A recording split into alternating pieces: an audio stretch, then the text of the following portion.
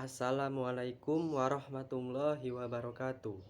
Saya Eza Fahrido Putra dengan NIM C1B021182 dari Program Studi Manajemen kelas R003 Fakultas Ekonomi dan Bisnis Universitas Jambi.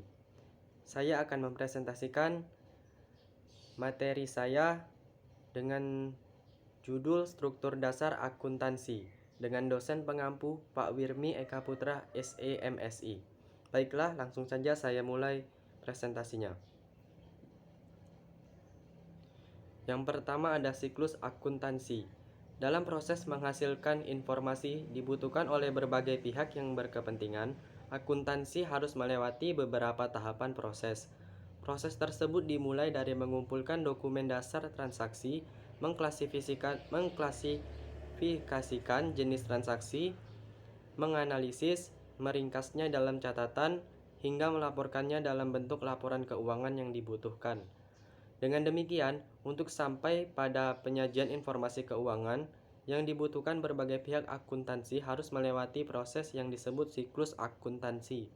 Siklus akuntansi adalah urutan kerja yang harus dilakukan oleh akuntan sejak awal hingga menghasilkan laporan keuangan perusahaan.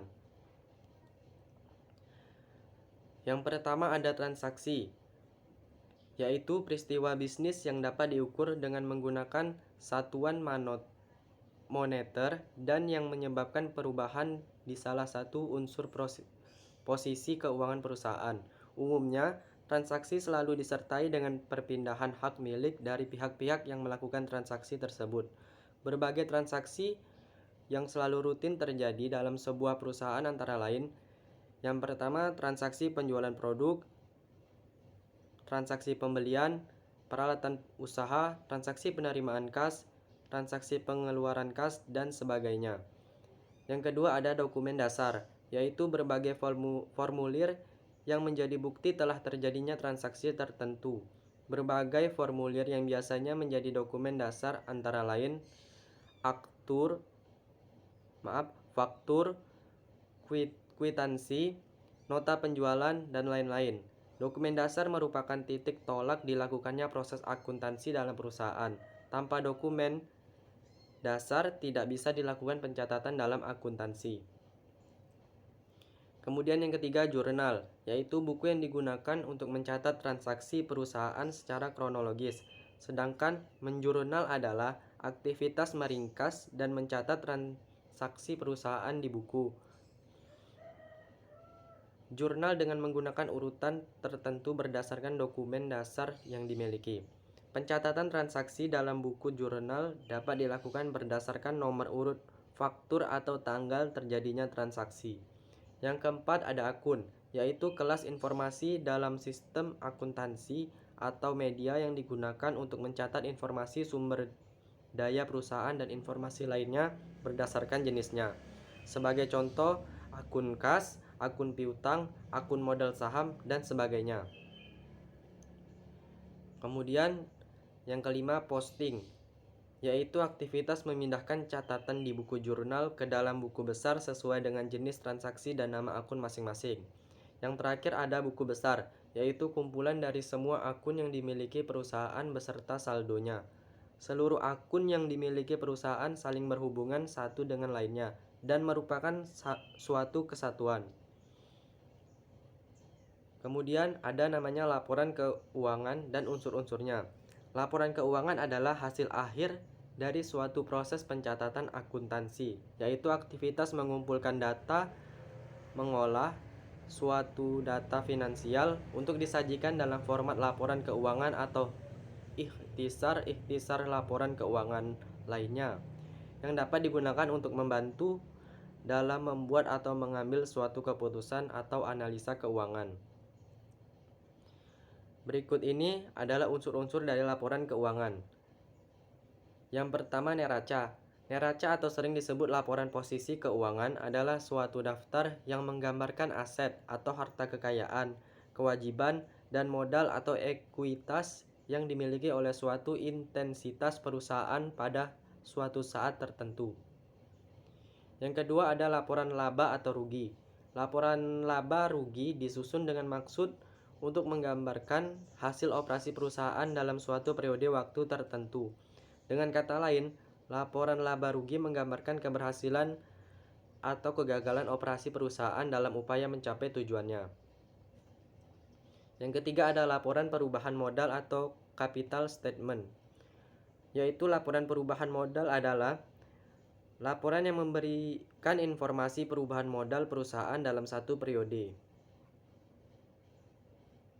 Yang keempat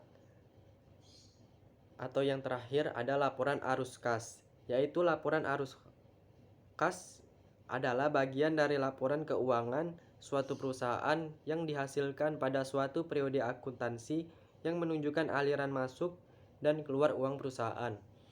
Dalam arti sempit, laporan arus kas artinya sebuah laporan keuangan yang menyajikan arus kas masuk dan kas keluar dari sebuah perusahaan. Kemudian tujuan umum laporan keuangan. Yang pertama, memberikan informasi keuangan yang dapat dipercaya. Yang kedua, sebagai bahan evaluasi dan bahan perbandingan dalam melihat dampak dari suatu keputusan ekonomis. Yang ketiga, membantu menafsirkan kemampuan perusahaan dalam menghasilkan laba. Yang keempat, membantu memberitahu mengenai perubahan aset dan kewajiban suatu perusahaan. Kemudian karakteristik kualitas laporan keuangan. Yang pertama dapat dipahami adalah kemudahan untuk segera dapat atau dengan mudah dipahami. Yang kedua relevan, yaitu sesuai dengan kebutuhan pengguna. Yang ketiga materialistis, yaitu jika kelalaian atau kesalahan dapat mempengaruhi keputusan ekonomi. Yang keempat keandalan atau reliabilitas. Yang kelima substansi mengungguli bentuk. Yang keenam pertimbangan yang sehat. Yang ketujuh dapat dibandingkan atau komparabilitas. Yang kedelapan tepat waktu, dan yang terakhir atau yang kesembilan keseimbangan antara biaya dan manfaat. Yang terakhir ada asumsi dasar, yaitu yang pertama kesatuan usaha khusus atau economic entity sebagai unit terpisah dengan pemiliknya.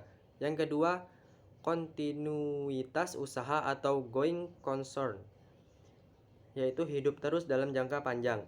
Yang ketiga penggunaan unit moneter atau monetary unit, semua aktivitas menggunakan satuan yang sama.